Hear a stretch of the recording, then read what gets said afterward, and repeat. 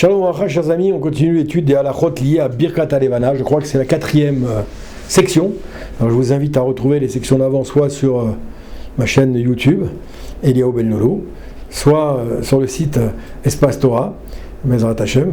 Voilà, n'hésitez pas à reprendre pour ceux qui n'ont pas suivi. C'est un cours un peu particulier, qu'on n'a pas l'occasion, sujet qu'on n'a pas souvent l'occasion de traiter. Et ça vous permettra d'avoir une vision assez complète de cette bénédiction qu'on fait au moins une fois par mois. Et je vous remercie d'ailleurs parce que ça m'a permis, moi, à mon niveau, mon petit niveau, de travailler également ce sujet-là.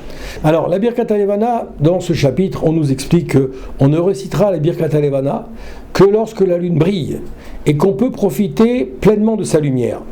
Si le ciel est nuageux, vous le savez peut-être pour ceux qui ont l'habitude, s'il y a des nuages qui voilent la lune, alors qui masquent la lune, on ne pourra pas faire la Birkat HaLevana. Cependant, s'il s'agit que de fins nuages et qu'on peut distinguer uniquement grâce à la lumière de la lune, sans autre reflet, d'accord, ou sans des enseignes lumineuses, alors d'une pièce à une autre, et que vraiment ça éclaire quand même bien, alors la Birkat HaLevana, elle peut être récitée, nous dit Mishnah Berurah, chapitre 326. C'est-à-dire que Birkat HaLevana, c'est pas simplement regarder le ciel, est-ce que la lune est couverte ou pas, c'est ce qu'on fait en général, non. Il faut voir de quelle manière la lune éclaire, sans lumière artificielle bien sûr.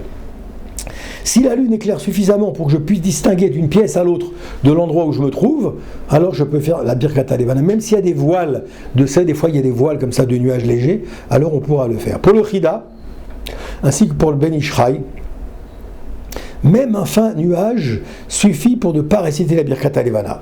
Souvent, on suit ces deux avis aujourd'hui, c'est-à-dire qu'on ne rentre pas dans les discussions. S'il y a un fin nuage, on ne fait pas. Il convient donc de se montrer scrupuleux et de chercher à faire cette mitzvah lorsque la lune est propre, c'est-à-dire sans nuage et sans obstacle. Toutefois, si on se rapproche de la fin du mois et qu'on risque de manquer maintenant la bénédiction, alors même avec un fin nuage, il faut le savoir, on peut faire cette bénédiction pour ne pas passer à côté du fait d'aller faire cette bénédiction avec comme il faut. D'accord ? Si au moment de la bénédiction, la lune est soudainement recouverte par un nuage, alors on peut continuer. On peut continuer la récitation. Pourquoi ? Parce qu'on a commencé avant. Mais si c'est avant de commencer la bénédiction, on peut prévoir qu'un nuage risque de couvrir la lune pendant la bénédiction. Le Magen Avraham, commentateur du Shulchan Aruch, il tranche ici et il dit qu'il ne faut pas réciter la bénédiction. Il s'appuie sur d'autres grands maîtres de la Torah. Cependant, a posteriori, B'diavad, si la bénédiction a été dite malgré cela, certains avis sont indulgents et permettent de s'y appuyer, mais en vérité, à la base, il convient d'éviter de le faire. D'accord ? De même, tout obstacle qui empêche de profiter, tout obstacle qui empêche de profiter de la lumière et de la lune, sera considéré comme un nuage épais. Et la bénédiction ne pourra pas être dite. Ça, il faut le savoir. En ce qui concerne celui qui porte des lunettes, il faut savoir qu'il peut réciter la bénédiction Birkat HaLevana, même sans elle. Même sans elle. Si sans elle, maintenant, il peut réciter la bénédiction, alors c'est bon. Si maintenant il est obligé de rendre en lunettes, ça va poser un problème. Il ne pourra pas voir la lune si maintenant, en enlevant les lunettes, il ne voit pas la lune, alors ça ne marchera pas. Je répète, en ce qui concerne celui qui porte des lunettes, il peut réciter la Birkat HaLevana, même si sans elle, il ne pourra pas voir la lune, donc comme expliquait le Ben Ish Chai et le Kaf HaChaim. En avion maintenant, lorsqu'une personne se trouve à bord d'un avion, elle a peur. Elle a peur que le temps de Birkat HaLevana ne passe avant qu'elle puisse se trouver sous le ciel découvert. Alors il sera permis de dire la Birkat HaLevana depuis l'avion. Sachez-le, c'est un chidouche. À l'intérieur de l'avion, tu peux faire Birkat HaLevana, à condition d'avoir clairement la lune, bien sûr. Ouais. L'absence de présence directe sous le ciel ne constitue pas un empêchement, tant qu'il est impossible de faire autrement.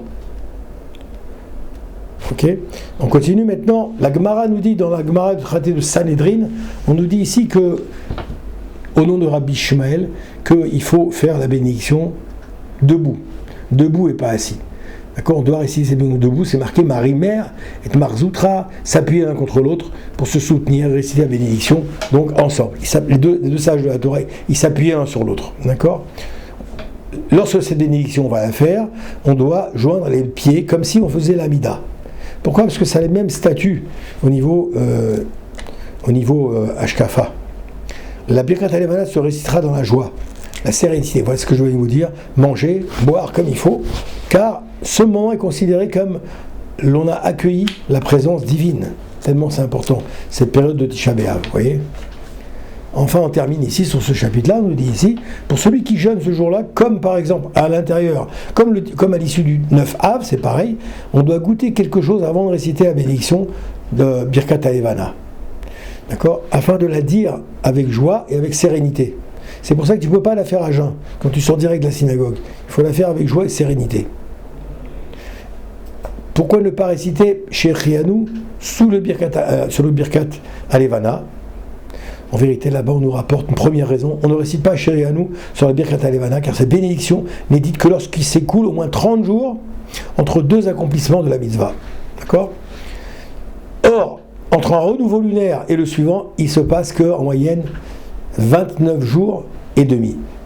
D'accord ? On appelle ça là-bas le klal, comme ça, on va voir. Une seconde explication explique que par rapport à l'Elia Rabba, un autre livre, au nom du Seder Tanya, Rabati, c'est que la bénédiction spéciale récitée pour le renouveau de la lune, d'accord, eh bien, il contient déjà l'essence même de Shechianu, c'est-à-dire le renouveau également de la nature, le renouveau de toutes les bonnes choses qu'on va pouvoir manger, l'émerveillement devant les lumières retrouvées.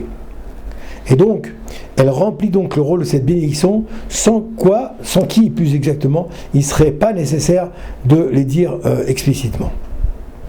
Je crois que là, on a fait un petit peu le tour. Je regarde si j'ai rien oublié, ce chapitre. Oui, Baruch Hashem. Alors, bon cours. Voilà.